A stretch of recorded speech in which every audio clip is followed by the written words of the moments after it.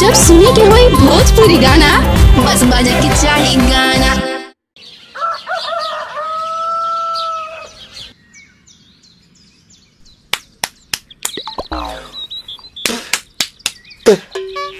ताए भैया ताहे लरुआल बारा का कहीं रे मने नहीं खेलागत। मन में ता हो दिल बा ओकरा से मिलला बड़ी दिन हो गइल बा। ते तला थे हो ओकरे से ओ तला थे ते तला थे थाप थाप बतावन ना मल दे आ था बुद्ध दैनी ये दो बात तो ही का हमारे भी दो दाल बा मिलवा दे मिलाऊ ना आवा थू ना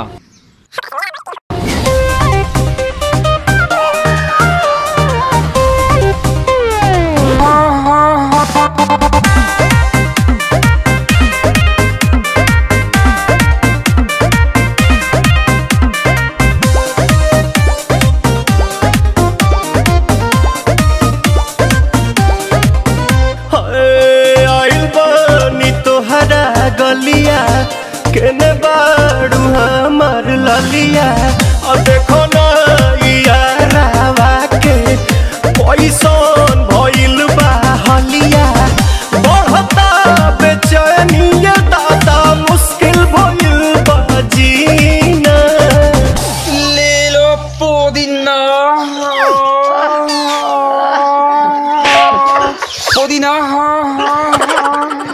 लेला पुदीना लेला पुदीना लेला पुदीना भरिया के हसीना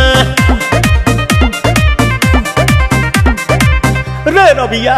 नायिका रे लूटा ना भैया तलाई माला तनी मार मार नितला ना नितला जल्दी नितला बहाला हो नितला ना नितला जल्दी नितला बहाला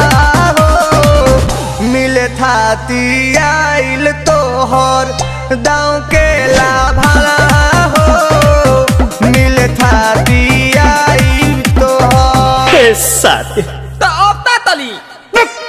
सोचा तानी बारह बाबा झट देखता रही तो सनो मामा से हमारा मिला न मायरा ना तो हम दे देम यही जे पर ना हो बेची बेची गावतानी गंगा मायरा। 1 मिनट भाभी आती हूँ।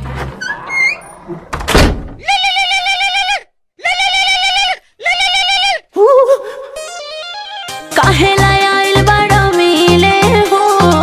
भीतर से मन हमर हिले हो काहेला आइल बड़ा मिले हो भीतर से मन हमर हिले हो बाका रही बाका दुख बड़ी होई मोरी मैया जाए निरोदैया आज है भैया जाए निरोदैया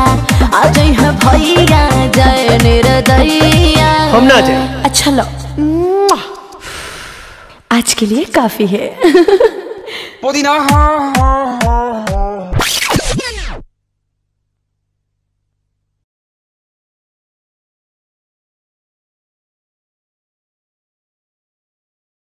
ले लो पुदीना